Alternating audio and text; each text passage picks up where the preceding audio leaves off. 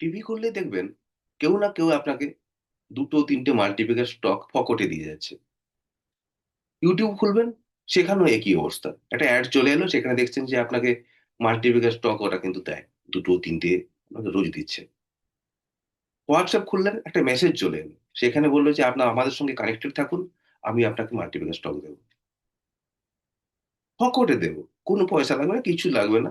Minimum কিছু দিলে হয়, না দিলেও চলে। আচ্ছা বলুন তো, ফকটে আপনাকে জীবনে কেউ একটা চকলেট দিয়েছে? আপনাকে দেবে মাল্টিপ্যাকের স্টক। তো এই মাল্টিপ্যাকের কনসেপ্ট সম্পর্কে তো আপনারা সবাই জানেন হয়তো। যে কোনো স্টক যদি ১ বছরে বা ২ বছর বা ৩ বছর যদি দ্বিগুণ, ৪ গুণ, ৮ গুণ, ১০ গুণ রিটার্ন দেয়, সেইসব স্টককে আমরা মাল্টিপ্যাকার স্টক। এইসব স্টকে যদি আপনি খুব অল্প পুঁজি লাগান, সেটা কিন্তু একটা হিউজ মানি হিসাবে রিটার্ন চলে আসে। তাই মাল্টিপ্যাকার স্টকের আমাদের সবারই লক্ষ্য থাকে। তো আমি কি এই ভিডিওতে আপনাদের মাল্টিপ্যাকার স্টক দিতে এসেছি? না, তা কিন্তু আসিনি। আমি এসেছি আপনাদের বোঝাতে যে মাল্টিপ্যাকার স্টক কি আদৌ পাওয়া সম্ভব? পেলে কিভাবে পাওয়া সম্ভব? তো চলুন ভিডিওটা শুরু করি। দেখুন, মাল্টিপ্যাকের স্টক বা যাই বলুন, জীবনে যাই কিছু করতে চান, আপনাকে জানতে হবে যে কোনটা করা উচিত নয়। কি থেকে আমরা বিরত থাকবো। তো চলুন তার লিস্টটা আগে আমরা জেনে নিই। সবার ১ম যেটা সেটা হলো আপনাকে এই সোশ্যাল মিডিয়ার যে রিকমেন্ডেশন সেখান থেকে আপনাকে দূরে থাকতে হবে। কারণ তারা কেউ আপনার লাভের জন্য ওই মাল্টিপ্যাকার স্টক খুঁজে দিতে আপনাকে আসেনি। এটা আপনাকে ১ম এই বুঝে নিতে হবে। ২য় কথায় আসি। আপনার একটা স্বাভাবিক একটা লজিক নিয়ে ভাবুন। একটা ধরুন ৳১,০০,০০০ কোটি টাকার একটা মানে কোম্পানি। তাকে মাল্টিপ্যাকার হতে গেলে ৳৫,০০,০০০ কোটি টাকার কোম্পানি বা ৳১০,০০,০০০ কোটি টাকার কোম্পানি হতে হবে। সেটা কি আদৌ সম্ভব? খুব মুশকিল। ছোট কোম্পানির থেকে বড় করা যায়। কিন্তু খুব বড় কোম্পানি হয়ে গেলে সেগুলোতে মাল্টিপ্যাকার করা কিন্তু খুব মুশকিল। তাই বড় কোম্পানি জেনারেলি মাল্টিপ্যাকার স্টক মানে নয় বা রিটার্ন দেয় না। মাল্টিপ্যাকার রিটার্ন দেয় না। তাহলে এটা গেল ১ম না, সাধারণত। এবার ধরুন এমন একটা কোম্পানি যেটা অলরেডি মাল্টিপ্যাকার রিটার্ন দিয়ে দিয়েছে। অনেক বড় হয়ে গেছে। মাল্টিপ্যাকার রিটার্ন দিয়েছে মানে সে তো বেশ কয়েক গুণ হয়ে গেছে। তারপরেও কিছু মাল্টিপ্লায়ার হতে পারে না? পারে। কিন্তু তার প্রবাবিলিটি কম। কারণ সে অনেকটা দৌড় অলরেডি দৌড়ে নিয়েছে। তার যে গ্রোথটা অলরেডি অনেকটা হয়ে গেছে। এটা গেল ২ নম্বর পয়েন্ট। ৩ নম্বর যেটা আসছে, যেটা হচ্ছে ছোট কোম্পানি ওই ধরুন মাইক্রো ক্যাপ। আপনার টাকা দিয়ে ভাববেন না, আপনার মার্কেট ক্যাপ নিয়ে ভাবুন সে কোম্পানিটা কত বড়। ছোট মাইক্রো মা মা মানে মাইক্রো ক্যাপ কোম্পানিগুলোর সমস্যা হলো এটাই যে তাদের বিজনেসটা আপনি সঠিকভাবে জানতে পারবেন না। তাদের প্রোডাক্ট আপনি খুঁজেই পাবেন না। কারণ তারা এত ছোট যে তাদের প্রোডাক্ট হয়তো এভেইলেবলই নেই বা আদৌ আছে কিনা সে নিয়ে সন্দেহ আছে। সুতরাং এই ধরনের কোম্পানি মাল্টিপ্যাকার দিলেও দিতে পারে। কিন্তু এই ধরনের কোম্পানি থেকে একটু দূরে থাকাই সমীচীন। তাই এগুলোকে আমি রিকমেন্ডেশন এর বাইরে রাখছি। তাহলে এইগুলো গেল মোটামুটি না এর জায়গায়। এরপরে চলে আসি কোন জিনিসগুলো হলে একটা মাল্টিপ্যাকার স্টক হতে পারে। গোটাটাই প্রবাবিলিটির খেলা। আমি বলতে পারি না এই অমুক স্টকটা মাল্টিপ্যাকার হবে। হতে পারে। তো চলুন সেই চান্স গুলো কিসে আছে একটু দেখে নেওয়া যাক। কোম্পানিটা যদি ছোট হয়, মানে মাইক্রো ক্যাপ বলছি না। ধরুন একটা কোম্পানি ধরুন ৳১,০০০ কোটি টাকার মার্কেট ক্যাপ বা ২,০০০, ১০,০০০, ২০,০০০ বা ৫০,০০০ কোটি টাকার মার্কেট ক্যাপ। সেটার কিন্তু মাল্টিব্যাগের হওয়ার প্রবাবিলিটিটা কিন্তু অনেকটাই বেশি। কারণ সেই কোম্পানিটা অনেক বড় হওয়ার সুযোগ তার কাছে আছে। এটা গেল ১ম শর্ত। তাহলে ছোট কোম্পানি। ২য় কোম্পানি হচ্ছে একটা স্কেলেবল কোম্পানি। মানে কোম্পানিটা আরো বিভিন্ন জায়গায় ফ্র্যাঞ্চাইজি করবে। কোম্পানিটা আরো বাড়ানোর জায়গা আছে।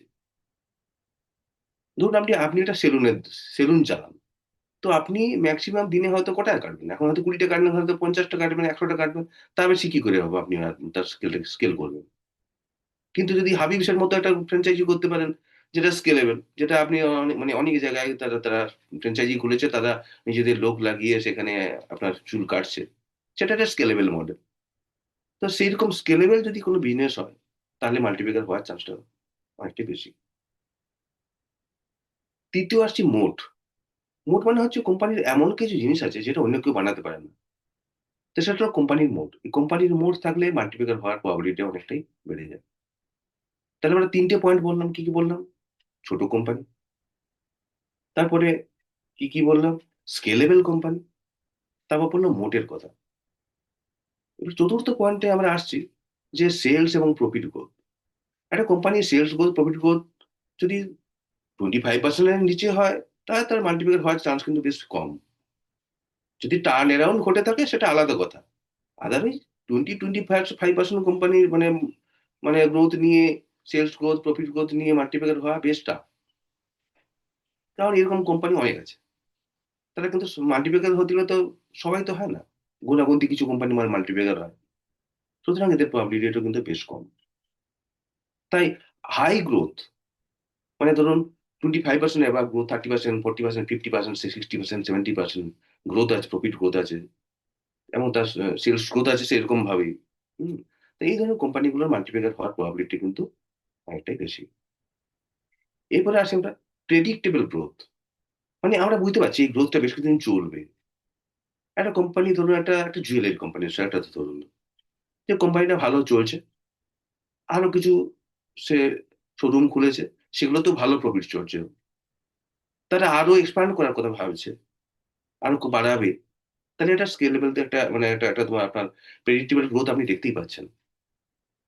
এটা একটা প্রেডিক্টেবল গ্রোথ বোঝার একটা উপায় আছে। এটাকে বলে বিজনেস মডেল, যেটা আদৌ তাদের গ্রোথের মানে ক্যাপাসিটি আছে বা তারা ভাবছে কিনা, এটা বোঝার জন্য।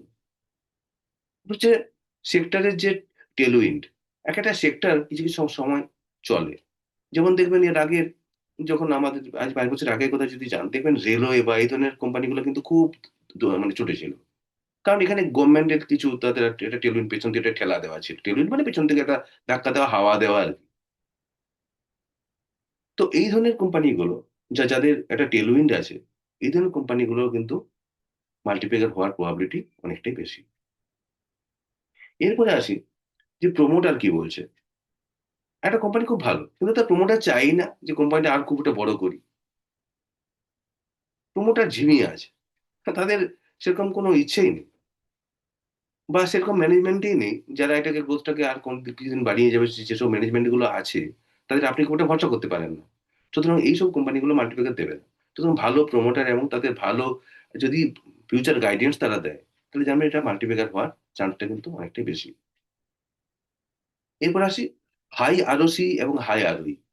আপনার কোম্পানি যে খরচ করছে সেই তুলনায় যদি প্রফিটটা আপনার বেশি বা মানে বাড়িতে আসে, তাহলে আপনি ওই টাকা থেকে আবার নতুন কিছু করে করতে পারবেন, ধার ছাড়াই, মানে ধার কম নিয়ে বা ধার ছাড়াই আপনি কিন্তু কোম্পানিটা গ্রো করতে পারবেন। সুতরাং এই হোল মানে হাই আরওসি এবং হাই আরওই, এই ধরনের কোম্পানিগুলো কিন্তু মাল্টিপ্লিকার হওয়ার প্রবাবিলিটি কিন্তু অনেকটাই অনেকটাই বেড়ে যায়। সেই সঙ্গে একইভাবে ভাবতে হবে, যেসব কোম্পানি ডিভিডেন্ড দেয়, মানে লাভের কিছু অঙ্ক আপনাকে ফেরত দেয়, তাদের মাল্টিপ্লিকার হওয়ার চান্সটা কিন্তু আবার কম। কারণ আপনার যে টাকাটা কোম্পানি প্রফিট করছে, সেটাকে নিজের কাজে না লেগে আপনাকে ফেরত দিচ্ছে, যে আমার ভাই এটাকে আর বাড়ানোর মানে ক্ষমতা নেই, আমি আর বাড়াতে চাই না, আপনারা এটা নিন আর বাকিটা আমরা লাভ রাখছি। তারপর যেটুকু বাড়ছে সেটুকু বাড়বে, নাহলে বাড়বে না। তো সুতরাং যে হাই ডিভিডেন্ড কোম্পানিগুলো কিন্তু মাল্টিপ্লিকার হওয়ার প্রবাবিলিটি কিন্তু খুব খুব কম। তাহলে কি দাঁড়ালো, একটা কোম্পানির প্রেডিক্টেবল গ্রোথ থাকতে হবে, তার ম্যানেজমেন্টকে ভাবতে হবে যে ম্যানেজমেন্ট বলছে যে কোম্পানিটা বড় হবে। হ্যাঁ, কোম্পানির হাই আরওসি আরওই আছে। কোম্পানিটি ছোট কোম্পানি। হুম। প্রেডিক্টেবল, তার একটা গ্রোথ আপনি দেখতে পাচ্ছেন, তার একটা মোট আছে, এবং তার রিটার্ন এবং তার যে আপনার মানে সেলস খুব ভালোভাবে বাড়ছে, প্রফিটও বাড়ছে এবং বাড়বে। এইগুলো যদি ভেবে থাকেন, তাহলে কিন্তু আপনি মাল্টিপ্লিকার পেতে পারবেন। সুতরাং এইসব ক্রাইটেরিয়া গুলো ম্যাচ করলে আপনি বেশ কিছু স্টক চুজ করতে পারবেন। কিন্তু সবার উপরে মানুষ সত্য যেমন হয়, স্টকের জন্য তাই। সবাই যদি সেই স্টকের উপর চোখ পড়ে, তাহলেই সেটা মাল্টিপ্লিকার হবে। তাই আপনি 10টা কোম্পানি খুলেছেন, তার মধ্যে যাদের যেসব স্টকের গুলোর উপরে আমাদের মানে রিটেলারদের বা যাদের ইনভেস্টারদের পড়লো, চোখ পড়লো, সেই সব কোম্পানিগুলো মাল্টিপ্লিকার হবে। বাকিগুলো দেখবেন এত ভালো গ্রোথ হওয়ার পরেও, এত সব ভালো ক্রাইটেরিয়া থাকার পর মাল্টিপ্লিকার হলো না। সুতরাং গোটাটি একটা প্রবাবিলিটির খেলা। আপনাকে বেশ কিছু স্টক চুজ করতে হবে এইসব ক্রাইটেরিয়া মেনে। তার মধ্যে দেখবেন যে 10টা করে চুজ করলাম, তার মধ্যে দুটো মাল্টিপ্লিকার হয়ে বেরিয়ে এলো, সেখানেই আপনি টাকাটা ইনভেস্ট করুন। সুতরাং মাল্টিপ্লিকার ওইভাবে আপনাকে 3টে কোম্পানি বলে দিলাম এগুলো মাল্টিপ্লিকার হবে, এসব বেকার কথা বলে কোনো লাভ নেই। বরঞ্চ আপনারই দেখুন, যেসব ক্রাইটেরিয়া গুলো আমি বললাম সেগুলো ম্যাচ করে যদি দু চারটে খুঁজে পান কিনা, সেগুলোতে কিছু কিছু অ্যামাউন্ট লাগিয়ে দিতে পারেন যে তাদের গ্রোথ হচ্ছে কিনা। যদি গ্রোথ বাড়ছে, তাদের স্টক বাড়ছে, তাদের স্টকের কথা বলছি না, মানে তাদের বিজনেস বাড়ছে। বিজনেস বাড়লে তার অটোমেটিক স্টক বাড়ারই মানে প্রবাবিলিটি বেশি। সুতরাং এইসব ক্রাইটেরিয়া গুলো ম্যাচ করে আপনারা কিন্তু নিশ্চয়ই কিছু স্টক আপনারা চুজ করতে পারবেন। আপনাদের যেসব ক্রাইটেরিয়া গুলো বললাম সেগুলো স্ক্রিনার বা বিভিন্ন সাইটে এভেলেবেল। তো সেই সাইট থেকে গিয়ে এগুলো দেখুন, কিছু কোম্পানি চুজ করুন। তাদের মধ্যে হয়তো কিছু কোম্পানি আপনার পকেটে থেকেও থাকতে পারে, আপনার পোর্টফোলিওতে। তো সেগুলো মাল্টিপ্লায়ার হওয়ার প্রবাবিলিটি অনেক বেশি। তাই সেইসব কোম্পানিতে ইনভেস্ট আপনারা করুন। যাই হোক, এই ভিডিওর কনটেন্ট যদি আপনাদের ভালো লেগে থাকে, আপনারা অবশ্যই ভিডিওটা লাইক, কমেন্ট, শেয়ার করুন। অন্যদের ছড়িয়ে দিন। এই কমিউনিটির সঙ্গে যুক্ত থাকুন।